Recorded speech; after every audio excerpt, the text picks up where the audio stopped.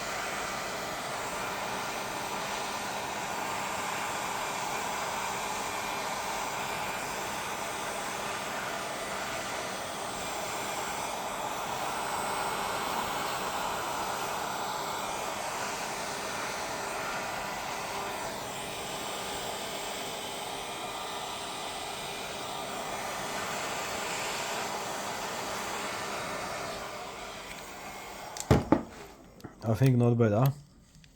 For nobody.